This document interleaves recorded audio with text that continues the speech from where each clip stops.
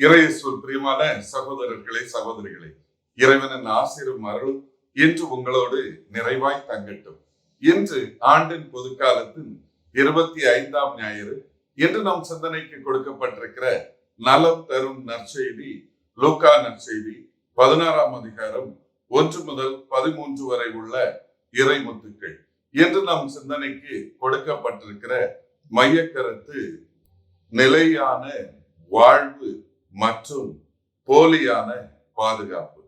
அன்பார்ந்தவர்களே, இன்றைய நற்செய்தியானது நிலையான வாழ்வை நோக்கி பயணிக்க எது நமக்கு உதவுகிறது, போலியான பாதுகாப்பாம் பணத்தை மையப்படுத்திய வாழ்வு நம்மை எதை நோக்கி இட்டு செல்லுகிறது என்கிற மாறுபாடுகளை தெளிவுற நமக்கு எடுத்து கூறுவதாய் அமைந்திருக்கிறது. அன்பார்ந்தவர்களை, நோய்வாய்ப்பட்டு படுக்கையிலே இருந்த ஒரு பெண்மணி அந்த படுக்கைக்கு அருகிலே அவருடைய கணவன் சோகமாக சோர்ந்து போய் அமர்ந்திருப்பதை பார்த்தார். அவரிடம், என்னங்க, கடைசியாக எனக்கு ஒரு உறுதிப்பாடு செய்து கொடுங்கள் என்று சொன்னாராம். என்ன என்று கேட்ட பொழுது, நான் இறந்து என்னுடைய கல்லறை காயும் வரை நீங்கள் மறுமணம் செய்ய மாட்டீர்கள் என்று எனக்கு சத்தியம் செய்து கொடுங்கள் என்று சொன்னாராம். கணவனும் அவ்வாறே செய்தார். மறுநாளே மனைவி இறந்து விட்டார். அதற்கு பின்னால் கணவன் ஒவ்வொரு நாளும் மனைவியுடைய கல்லறை நோக்கி சென்றாராம், ஜெபித்தார், திரும்பி வந்தார். ஆனால் ஒவ்வொரு நாளும் அவருக்கு ஆச்சரியம், அந்த கல்லறை இவர் செல்லுகிற பொழுதெல்லாம் ஈரமாகவே அப்படியே இருந்தது. 1 மாதம், 2 மாதம், 6 மாதங்கள் கழிந்து ஓராண்டு நினைவு வருகிறது. முதல் ஆண்டு நினைவுக்காவது மனைவியுடைய கல்லறைக்கு முதல் ஆளாக நான் செல்ல வேண்டும் என்று கணவன் விடியற்காலையிலே எழுந்து மனைவியுடைய கல்லறைக்கு சென்றாராம். அன்று அவர் அமர்ந்த சற்று நேரத்திலேயே மனைவியுடைய சகோதரன் ஒரு குடத்திலே தண்ணீரோடு வந்தாராம். என்ன என்று கேட்ட பொழுது, என்னுடைய சகோதரி இறக்கும் முன் என்னிடம் ஒரு சத்தியம் செய்து வாங்கி கொண்டார். தம்பி, என்னுடைய சொத்து அனைத்தும் என்னுடைய பேரிலும் என்னுடைய கணவன் பேரிலும் இருக்கிறது. நான் இறந்த பின் இந்த சொத்து என்னுடைய பேரை விட்டு சென்றுவிடக் கூடாது என்கிறதனால் நீ நான் இறந்த பின் ஒவ்வொரு நாளும் என்னுடைய கல்லறையை ஈரமாக வைத்துக் கொள் என்று சத்தியம் வாங்கி கொண்டார் என்று சொன்னாராம். கணவன் மனைவியுடைய விவேகத்தை பார்த்து வியந்தபடி அமர்ந்திருந்தாராம். நண்பர்களே, பல நேரங்களிலே சொத்துக்களை நம்மால் கொண்டு செல்ல முடியவில்லை என்றாலும் இறந்த பின்னும் என் பேருக்கு ஏதாவது இருக்க வேண்டும் என்கிற நிலையிலே பல மனிதர்கள் இந்த உலகத்திலே வாழ்கிற பொழுது எந்த வழியிலாவது சொத்து சொத்து சொத்து என்கிறபடி வாழ்ந்து கொண்டிருக்கக்கூடிய இந்த காலகட்டத்திலே இன்றைய நற்செய்தி நமக்கு எடுத்து சொல்வது, சொத்து, செல்வம் இவை அனைத்தும் நிரந்தரமற்றது. நாம் நிலையான வாழ்வை தேடிக்கொள்ள இறைவனை நம்முடைய வாழ்க்கையில் முதன்மைப்படுத்த வேண்டும் என்கிறதன் அவசியத்தை இன்றைய நற்செய்தி நமக்கு எடுத்து சொல்லுகிறது. அன்பார்ந்தவர்களே, யோசுவாகமம் அதிகாரம் 13 முதல் 21 வரை உள்ள அதிகாரங்கள் நமக்கு எப்படி இஸ்ரேலர்கள் மத்தியிலே தொடக்க நிலையிலே சொத்து என்பது பிரித்து கொடுக்கப்படுகிறது என்கிறதை பார்க்கிறோம். உடன்படிக்கை தேசத்திற்கு சென்றதற்கு பின்னால், உடன்படிக்கை தேசத்தை இஸ்ரேலர்கள் சென்று அடைந்ததற்கு பின் இவர்களுக்கு யோசுவா சொத்துக்களை சரியாக பிரித்து கொடுக்கிறார். அனைவரும் தங்களுக்கு உரிய உடைமைகளை பெற்றுக் கொள்ளுகிறார்கள். ஆனால் அதற்கு பின்னால் காலகட்டத்திலே பலரும் சோம்பேறிகளாக இருக்கிறார்கள். சிலர் எதற்கெடுத்தாலும் பிறரை தங்களுக்கு கீழே அதிகார தோரணையோடு வைத்துக் கொள்ள வேண்டும் என்கிற நிலையிலே பிறரை துன்புறுத்தி அடிமைப்படுத்தி வருவதை போன்றிருந்தார்கள். இவ்வாறாக இருந்தவர்கள் கொஞ்சம் கொஞ்சமாக சொத்து சேகரிக்க ஆரம்பிக்கிறார்கள். ஒரு குறிப்பிட்ட கட்டத்திலே ஆமோஸ் இறைவாக்கினருடைய ஆகமத்தை படிக்கிற பொழுது, ஒரு ஏழையானவன் ஒரு ஜோடி செருப்பிற்கு கூட விற்கக்கூடிய அளவிற்கு சூழ்நிலை இருந்திருக்கிறது என்கிறதை விவிலியம் நமக்கு எடுத்து சொல்லுகிறது. எனவே செல்வம் என்று சொல்வது தொடக்கத்தில் இறைவனது ஆசீர்வாதமாக இருந்தாலும் காலப்போக்கிலே செல்வத்தை தங்கள் வாழ்க்கையின் முக்கியமான குறிக்கோளாக மனிதன் கொண்டதால் பல நேரங்களிலே உண்மையான மதிப்பீடுகளை விட்டு இறைவனை பற்றிய உணர்வை விட்டு மனிதன் இறைவனுடைய கோட்பாடுகளை விட்டு செல்வத்தை வழிபட தொடங்குகிறார் என்கிற நிலையை விவிலியம் நமக்கு சித்தரிக்கிறது. இன்றைய நற்செய்தியிலே ஆண்டவர் இயேசு கிறிஸ்து செல்வத்தை பற்றி குறிப்பிடுவதை பார்க்கிற பொழுது சிலருக்கு ஒருவேளை ஆண்டவர் இயேசு இந்த செல்வத்தை பற்றி முழுமையாக கண்டிக்கக்கூடிய ஒரு போதனையை வைக்கிறாரோ என்று பலரும் நினைக்கலாம். ஆனால் செல்வமானது இறைவனது ஆசீர்வாதம், கடவுள் ஆசீர்வதிக்கக்கூடிய வழிகளிலே ஒன்று என்பதையும் விவிலியம் நமக்கு நிறைவாக எடுத்து சொல்லுகிறது. அதே நேரத்தில் இன்றைய நற்செய்தியிலே ஆண்டவர் இயேசு கிறிஸ்து நம்மை சிந்திக்க அழைப்பது பின்வரும் காரணங்களுக்காக செல்வத்தை அவர் இன்றைய நற்செய்தியிலே ஒரு எடுத்துக்காட்டாக சுட்டி காட்டுகிறார்.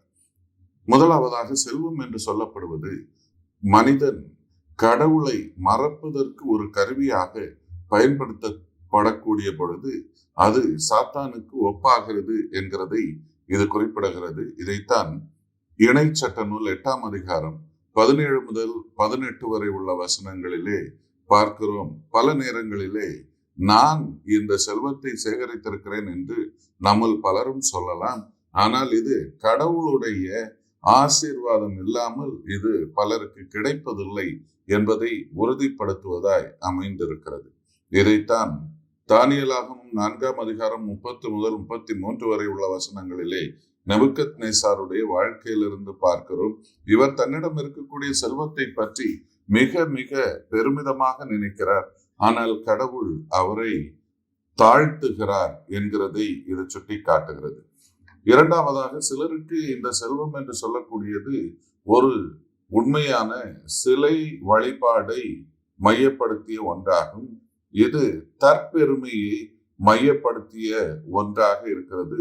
செல்வமே என்னுடைய வாழ்க்கையின் தெய்வம் என்று நினைக்கக்கூடிய மனிதர்கள் பலர் இருக்கிறார்கள் என்கிறதை கொலோசியருக்கு எழுதிய திருமுகம் 3ஆம் அதிகாரம் 5ஆம் வசனமும் இன்றைய நற்செய்தியும் நமக்கு கடிந்து கொள்ளும் விதத்திலே அமைந்திருக்கிறது.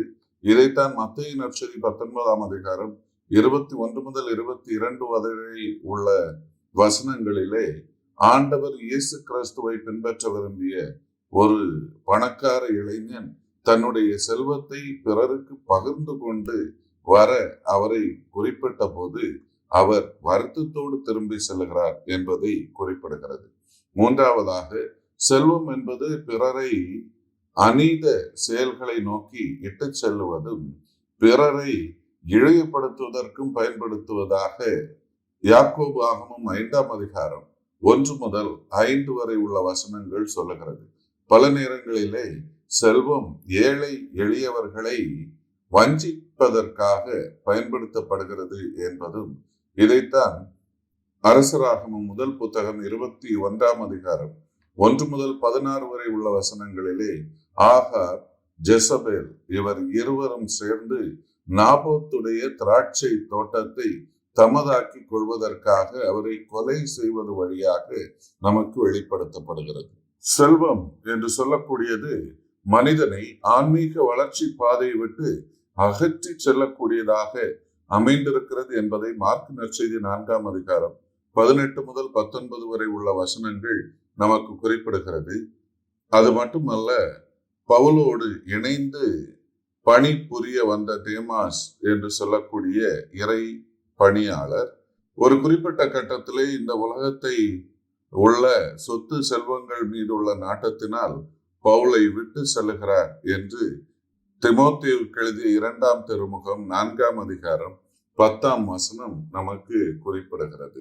இதைத்தான் லூகாஸ் நற்செய்தி 12ஆம் அதிகாரம் 16 முதல் 21 வரை உள்ள வசனங்களிலே பணத்தின் மீது உள்ள நாட்டம் நம்மை சாத்தானின் வழியில் நிலையாக தங்கியிருக்க செய்கிறது என்பதையும் சாத்தானுக்கு நாம் விசுவாசம் உள்ளவர்களாக வாழ நம்மை அழைக்கிறது என்பதையும் மத்தேயு நற்செய்தி 6ஆம் அதிகாரம் 24ஆம் வசனத்திலே பார்க்கிறோம்.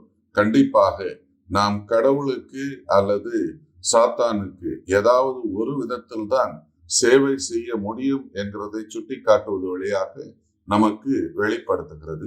அதே நேரத்திலே நீதிமொழிகளாகமம் 18ஆம் அதிகாரம் 11ஆம் வசனம் குறிப்பிடுகிறது, பணம் நமக்கு தவறுதலான பாதுகாப்பை கொடுப்பதாக நம்மள் பலரும் நினைத்து கொள்ளலாம். ஆனால் இந்த பாதுகாப்பு எந்த நேரத்திலே உடைக்கப்படும் என்கிற தெளிவற்ற நிலையில் நம்ம பலரும் வாழுகிறோம் என்பதையும், இந்த பணம் என்பது நமக்கு ஒரு சிலை வழிபாடு போன்றது என்பதையும், பணத்தை பல நேரங்களிலே வழிபடக்கூடிய தன்மையை கொண்ட மனிதர்கள் தங்கள் வாழ்க்கையின் இடைநிலைகளை கண்டு கொள்ளுகிறார்கள் என்பதை கொலோசியருக்கு எழுதிய திருமுகம் 3ஆம் அதிகாரம் 5ஆம் வசனமும், தீமோத்தேயுவுக்கு எழுதிய முதல் திருமுகம் 6ஆம் அதிகாரம் 10ஆம் வசனமும் நமக்கு குறிப்பிடுகிறது.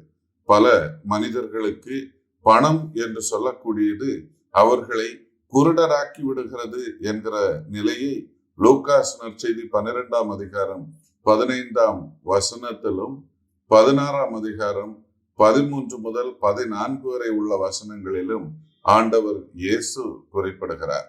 எனவே நம் ஒவ்வொருவருடைய வாழ்க்கையிலும் பணம் என்று சொல்வது நம்முடைய கண்களை நம்மை சுற்றி இருக்கக்கூடிய கடவுளின் அதிசயங்களையும் அற்புதங்களையும் கண்டுகொள்ளவும், அவற்றை பராமரிக்கவும், அவற்றை மதிக்கவும் உரிய பண்பை நம்மிடமிருந்து அகற்றி விடுகிறது என்கிறதை இந்த நற்செய்தி நமக்கு குறிப்பிடுகிறது.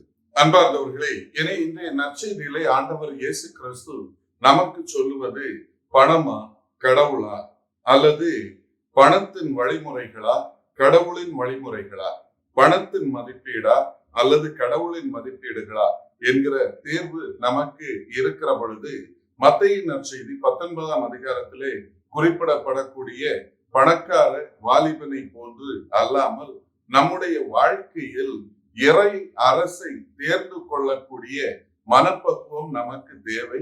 இறைவனை நம்முடைய வாழ்க்கையின் முதன்மைப்படுத்தக்கூடிய தன்மை நம் ஒவ்வொருவருக்கும் தேவை என்கிறதை இன்றைய நற்செய்தி நமக்கு சுட்டி காட்டுகிறது. எனவே அன்பார்ந்தவர்களை, இறைவனை முதன்மைப்படுத்தக்கூடிய தன்மையை நாம் ஒவ்வொருவரும் பெற்றுக்கொள்ள வேண்டிய அருளையும் ஆசிரையும் பெற தொடர்ந்து ஜெபிப்போம். இறைவன் உங்களையும் உங்கள் குடும்பங்களையும் நிறைவாக ஆசீர்வதிப்பாராக. ஆமென்.